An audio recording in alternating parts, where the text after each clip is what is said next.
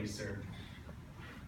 Hi, my name is Jaxon, and I'll be doing, let's hope, about 3 minutes of stand-up, which I roughly titled, By the Prick on This Stage, Something Wicked This Way Comes. D, feel free to give me a 5, 6, 7, 8 whenever you're ready. 5, 6, 7, 8. All right, how's everyone doing tonight? Please clap. I'm doing this for a grade. Thanks. There is one thing that I've always found very unsettling, and it's how hot my parents were. Now wait, hear me out. They tanned together, they bought each other cars and cute dogs on holidays, and they shared the same jean shorts, my mother and father. They both had pretty amazing tushes back then.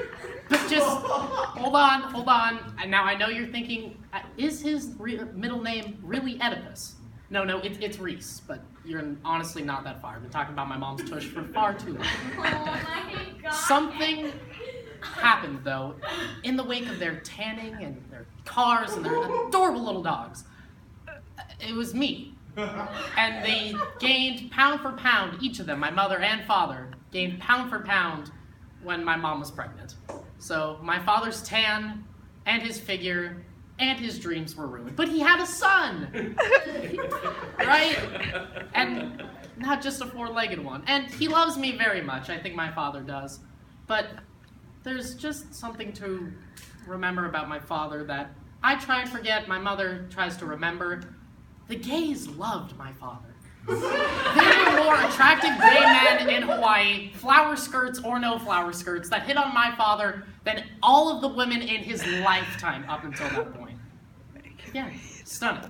But I ruined him, though. But, at least, while I was a small child, they had me, they lost all the money and the figures and the fortune. But they had some chill chihuahuas. They were okay. But much like my father's dreams, the chihuahuas died pretty soon. But it's okay. We have adopted dogs now. It's great and all. They're free, except for the psychological torment they experience very early on. That's why my mother loves them. They're snaggle-toothed and one-winged, but that's the kind my mom likes, the kind of broken ones. So let me just rattle off the 2 that we have now, the ones that haven't died yet. There's Abby, the half Boston Terrier, half Chihuahua, and then there's Riley, the full-bred Chihuahua, who, unlike Abby, was not born in a cage. He was born in a paper Vons bag. What? Owned by a deaf-mute family that illegally immigrated from Mexico to whatever beach I happened to be at the time in Southern California. I could have ridden a Segway. I was with my aunt. Could have ridden that Segway. It was Segway rental for like $200 or runt of the litter for $225. And worst $225 I ever spent. And I've still not ridden a Segway, I just want to point out. But I love him very much. The one little problem I have is he kind of likes to get a little freaky with the chew toys. Oh, no. They're the soft and the plush ones. But it's not really about that. It's that he cries afterwards. And now, if I could just get a volunteer to come up. Oh my God, Dylan, thank you. You made me come up here really quick. I just want you to be me. You don't need to say anything. We know you're annoying. He's me. And so now this is Riley after he gets a little freaky with the dogs. And then he just looks up at you. All the shame in the world experienced in that singular moment. Thank you, Dylan. But then I think to myself, as I'm sitting Dylan back down, at least when that happens to me, I don't cry about it afterwards. That's the difference between my brother and I, is that at least I don't cry afterwards. I take the shame and I push it deep down. And I never let anyone see it. I especially don't go like he does. But it's okay. He has one redeeming quality. He gets beaten up by his sister. And now Abby, there's something you need to know about Abby. It's that her nickname is Beetlejuice for a reason. It's because she has a very, very tiny head, but a massive body. She's a little sausage with like a grape at the end. I love her. She's the cutest damn thing in the world. And it's not only me that has realized that she's a cute dog. It's the roaming pack of Cholo Chihuahuas from the SPCA. Now, each of these lovely little short-haired Chihuahuas, they're each walked by 3 middle-aged women. They all look exactly the same. They have the same brunette ponytail, the same yoga shorts. I mean, I wasn't looking at them or anything, but they all wore the same very tight booty shorts, and they all walked these exact same looking 3, kind of, again, snaggly Chihuahuas. And they were all checking out Abby when I was walking her and the other freaky one with my dad. And yeah, they were okay. They were just sniffing. Of course, Riley was scared because he's never seen like a real Mexican Chihuahua. He's a very whitewashed Chihuahua.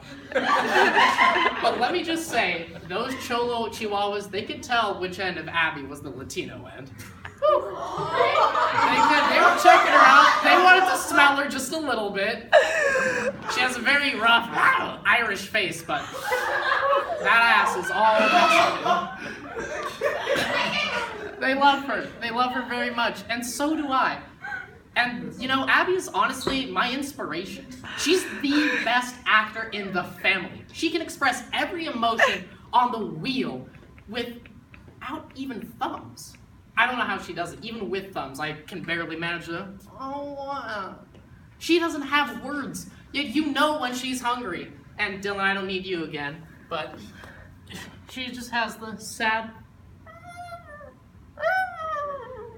When she's hungry.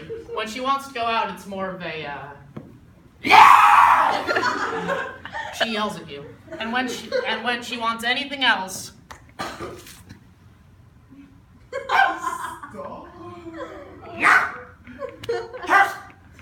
Because she doesn't bark like a normal dog does. She screams at you. I don't know. She's still the cutest thing in the world, and I love her little Rorschach belly. You know those little ink block tests? Anybody? Yeah. Or Watchmen? Whatever. Her belly looks exactly like that, so I love to scratch it. But just be careful because, just like a real woman, if she doesn't want to be touched or bothered, she will bite you in a heartbeat. So you just have to be careful with her. Now, back to my father, I'd just like to make a closing comment. As much as he loves me, as much as he wishes for the best for me, he has told me that I could never actually do stand-up. It's because I'm not a hot woman. And I try to tell him that I'm at least the former, but then he whips out a chair, if I may, Adrian. Thank you, chair. He then reminds me, before he had me, he was a model. I kid you not. And now, in his most famous modeling pose that I love, he was shirtless, he had a typewriter, and no, Nikki, I'm not making this up, he actually had a typewriter. I know you're a big fan of those. And then he did what he always did in his photo shoots. He looked wistfully out into the distance. And so, of course, he has to recreate that for me every time I want to prove that I'm indeed the alpha male of the family. So I can't do stand-up, and I already ruined his figure, and now all we have left is a bunch of creepy-ass dogs that my mom still enjoys the presence of for some reason. And that's me.